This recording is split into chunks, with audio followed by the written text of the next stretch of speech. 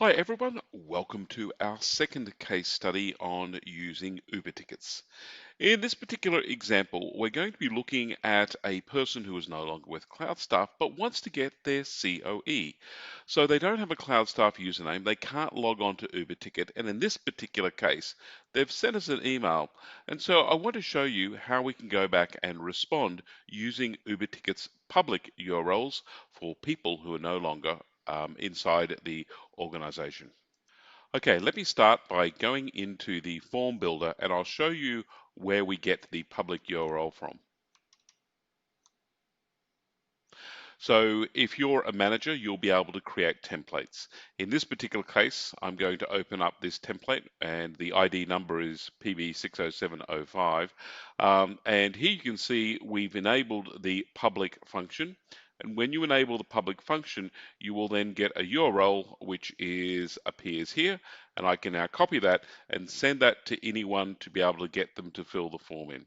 So let's go through and have a look at how this might work. Okay, so in this example, we received an email from John, and John wants to know, can I get a COE? And can I come back and work at Cloudstaff? Well, John, of course you can. Now, what I'm going to do is click reply here, and I'll just type a little bit of a message.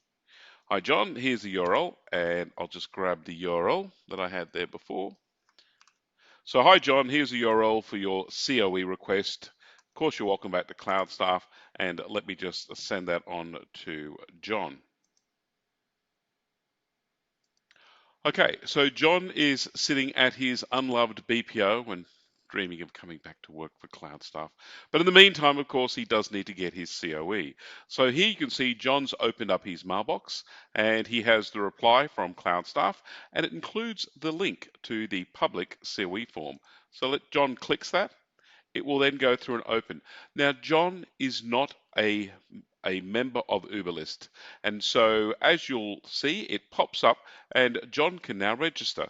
So we can put John and John can type his email address. There we go. All right.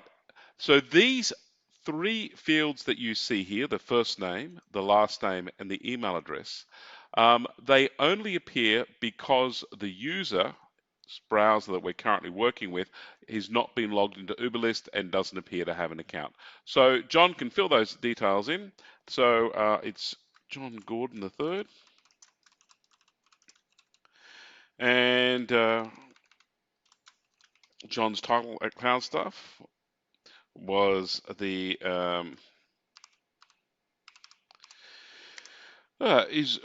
chief paper manager.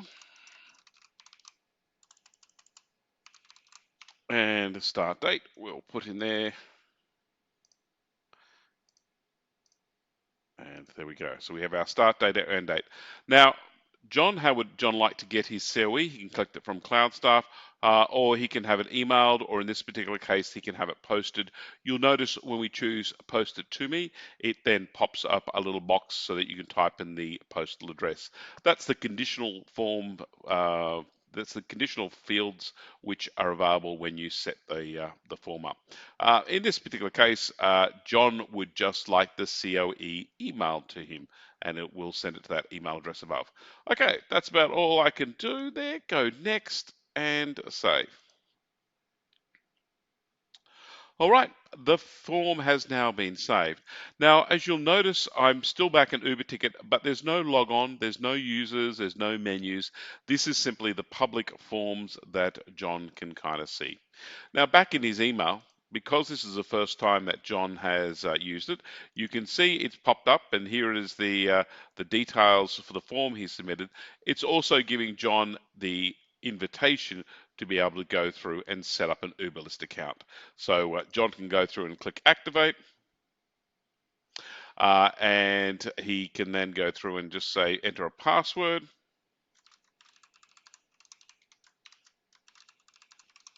Activate the account. And there we go. So we should be now able to log in. Actually, we should be able to log in with Google.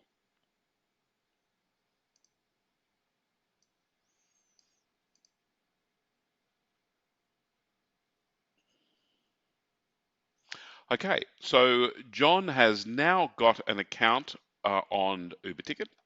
If we go up inside here, we can see John's profile, and he is simply just a member, and there's his Gmail address.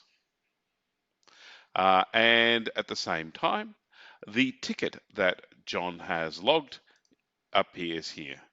So here we can see the information that John filled in before for his COE. Okay. Okay, so John's managed to log his ticket. Let's have a look at how this now appears to the people who are managing the process. So back over here, if I now log on as Cloudstaff HR, I can see the ticket which John has logged, and I can bring this one open. So this is the COE for ex-employees. I can see all the details down through here. I can assign this to myself and those sorts of things. So all the standard operations will now occur. The only difference is that all the emails will be sent to John's Gmail address.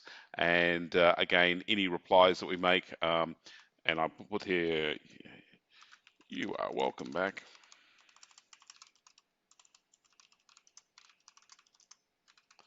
Anytime. And reply back. And over here, if we look at John's